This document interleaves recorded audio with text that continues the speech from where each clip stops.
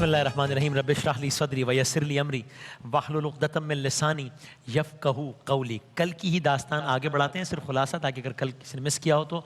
मुशरिकीन मक्का सरकार दो आलम सल्लल्लाहु अलैहि वसल्लम हक़ का पैगाम दे रहे हैं। मुशरिकीन मक्का बेजार हैं, नाउम्मीद हैं अपने तौर पर कि क्या करें। मदीना जाते हैं, यहूदियों के साथ बैठते हैं, एक मीटिंग होती है। यहूदी उनको 3 सवालात देते हैं, जाओ मोहम्मद सल्लल्लाहु अलैहि वसल्लम से वो 3 सवालात करना। इन 3 सवालात के जवाब अगर वो नबी होंगे तो ही दे सकेंगे, वरना नहीं दे सकेंगे। मुशरिकीन को बहुत यकीन था अपने तौर पे कि अब वो लाजवाब कर देंगे। वो बड़े पुरुम्मीद होकर मक्का वापस आए। 3 सवालात क्या थे? पहला सवाल जो मुशरिकीन मक्का ने यहूदियों से पूछ कर किया वो ये था कि अस्हाबे कहफ कौन है। ये उन्होंने यहूदियों से मुशावरत के बाद सरकार दो आलम से पहला सवाल किया। दूसरा सवाल, जुल्करनैन कौन है या उनके बारे में बताइए। तीसरा सवाल, रूह की हकीकत क्या है। ये वो 3 सवालात हैं। ठीक, तब सुनिए कि वो 3 सवालात और उनके जवाबात का क्या माजरा रहा।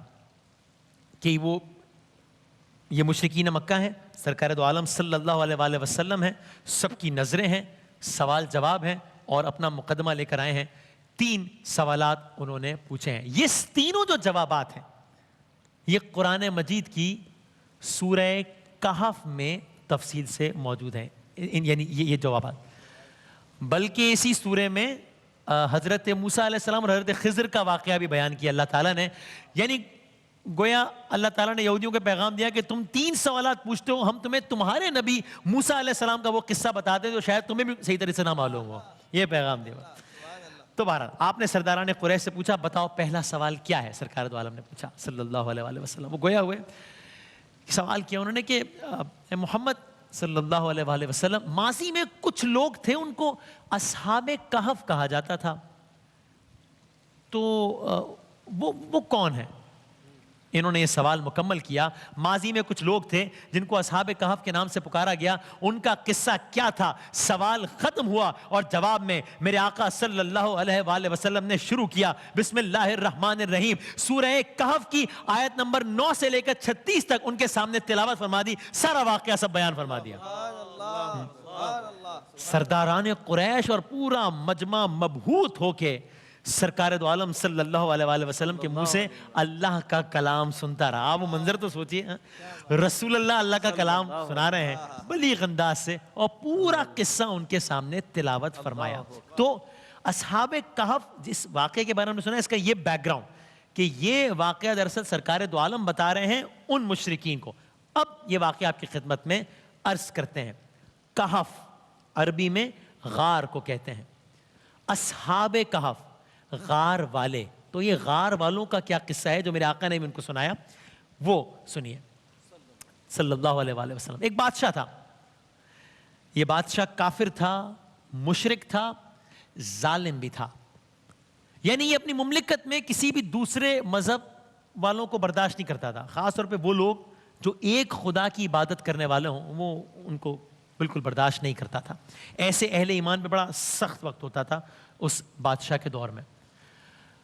उनको बाकायदा मजबूर किया जाता था कि वो बुतों की पूजा शुरू कर दें, बल्कि वो खुद अपनी परस्तिश करवाया करता था लोगों से, ये बादशाह।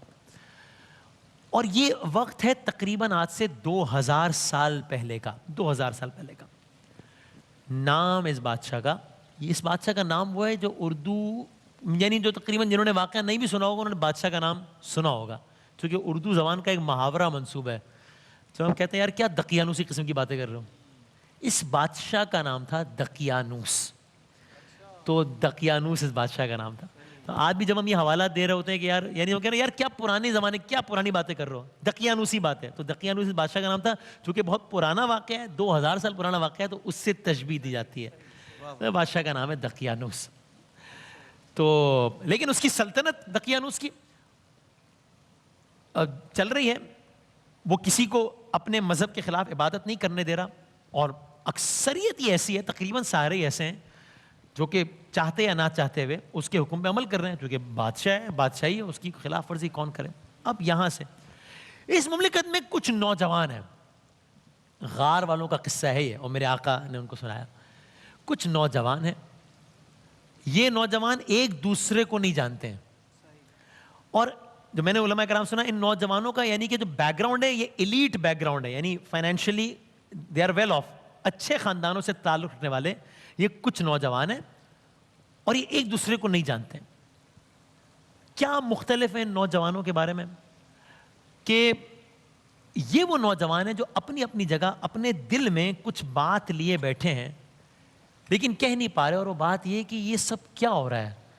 یعنی یہ ایک بادشاہ ہے, اس کی بادشاہی ہے, یہ اپنے آپ کی پرستش کرواتا ہے, بتوں کی پوجا کرواتا ہے, کسی مخالف دین والے کی سنتا نہیں ہے. تو کیا ہو رہا ہے سب, لیکن کچھ کر نہیں پا رہے اس لیے کہ ایک سینکڑوں کی مملکت ہے, یہ کچھ نوجوان ہیں, اور ان نوجوانوں کو یہ بھی نہیں پتا کہ کچھ اور نوجوان بھی ہیں جو ہماری والی سوچ رکھتے ہیں.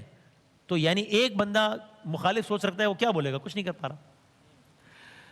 یعنی ایسا ماحول تھا کہ عجب نہیں ہے کہ کبھی ان بتوں کی حقیقت کے بارے میں اگر ان نوجوانوں نے اپنے گھر والوں, اپنے والدین, اپنے بڑوں سے بھی بات کی ہو تو انہوں نے بھی سختی سے منع کر دیا ہو کہ بھائی یہ اس طرح کی بات تو سوچو بھی نہیں, مروا دیے جاؤ گے, چنوا دیے جاؤ گے.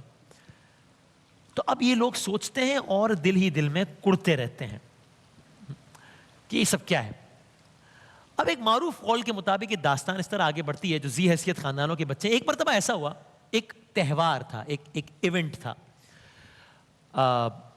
ایک بڑا, میں اگر اپنے الفاظ میں, ایک بڑا میلہ منعقد ہو رہا تھا. اور اللہ کا کرنا ایسا ہوا کہ اس میلے میں یہ جو سارے نوجوان تھے یہ بھی گئے ہوئے تھے اپنے اپنے طور پہ, اور اس میلے میں یہی ساری شرکیہ جو رسومات ہیں یہ سب جاری تھی. بتوں کی پوجا, دقیانوس اپنی پرستش کروا رہا ہے, ایک بڑا میلہ ہے, ہجوم ہے, ہزاروں لوگ ہیں, سینکڑوں لوگ ہیں. اس ہجوم میں کچھ نوجوان ہیں اور جو کہ یہ اپنی آنکھوں سے دیکھ رہے ہیں اور کڑ رہے ہیں کہ یہ سب کیا ہو رہا ہے. یہاں تک کہ ابھی بڑا دلچسپ ہے یہاں سے, اور یہ واقعہ آپ سمجھانتے ہیں قرآن مجید میں پورا, یعنی سوچے اتنا اہمیت کہ ایک قرآن میں اس کا تذکرہ آیا, پورا سورہ منسوب ہو گیا اسے, سورہ کہف. تو اب ان میں سے ایک نوجوان نے جب یہ سارے کا سارا ماجرا دیکھا کہ یہ جب شرکیہ معاملات ایک حد سے آگے بڑھے, تب یہ نوجوان کچھ کہتا تو نہیں ہے لیکن بہت دکھ کے عالم میں, بہت مایوسی کے عالم میں یہ نوجوان اپنا سر جھکاتا ہے اور اس بھیڑ سے الگ ہو جاتا ہے,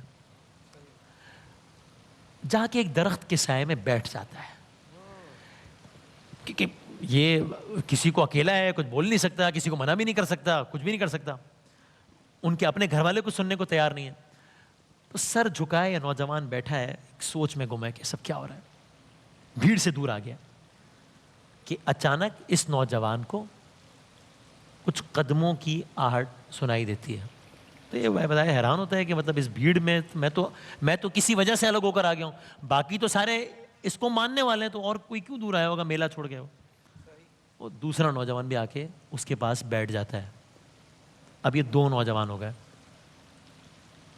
یہ غار والے جمع ہو رہے ہیں اب. ہاں, ایک تیسرا نوجوان آتا ہے اسی عالم میں, وہ بھی آ کے بیٹھ جاتا ہے.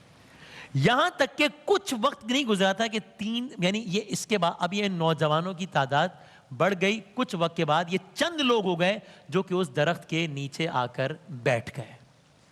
اب کچھ لمحوں بعد کا ماحول ہے کہ سب ایک دوسرے کو حیرت سے دیکھ رہے ہیں کہ یہ کیوں آ گئے ہیں. یعنی یہ آپ سوچیں ایک بڑا کہیں مجمع لگا ہوا ہو, ایک بندہ آ کے سائڈ میں بیٹھ جائے, دوسرا ہے وہ بھی اس کے پاس بیٹھ جائے, تیسرا بیٹھ جائے, مطلب تو یہ, اور سب اب دیکھ رہے ہیں کہ یہ سب کیا ہو رہا ہے. اور تقریباً سارے ایک ہی ایج گروپ کے بھی ہیں, سب کے چہروں پہ مایوسی بھی ہے, سب کے چہروں پہ کوپ بھی نظر آ رہی ہے. یعنی بس بے اختیار ایسے میں ایک نوجوان کے منہ سے, اگر ہم قصے کو تیزی سے آگے بڑھائیں, شدید کوفت کے عالم میں, مایوسی کے عالم میں, ایک نوجوان کے منہ سے اس قوم کی گمراہی کے حوالے سے ایک جملہ نکل گیا کہ یہ سب کیا ہے. اب اس نوجوان نے پہلی مرتبہ باقی نوجوانوں کے سامنے بادشاہ کے حوالے سے ایک مخالفانہ بات کر دی ہے, اور دیگر لوگ سن رہے ہیں, درخت کے نیچے بیٹھے ہیں, میلہ وہاں لگا ہوا ہے. اب باقی جب نوجوانوں نے سنا, انہوں نے اس پر ایک رد عمل دیا, کیونکہ یہ سب اس کے ماننے والے ہیں, اور اس نوجوان نے پہلی مرتبہ کوئی بات پبلکلی کر دی ہے. باقی نوجوانوں کا جو رد عمل ہے وہ سارے کے سارے آگے کے واقعے کی شکل ڈیفائن کرے گا. نوجوان نے یہ عمل کیا ہے, اس کا رد عمل کیا ہے کل داستان کو یہیں سے آگے بڑھائیں گے انشاءاللہ.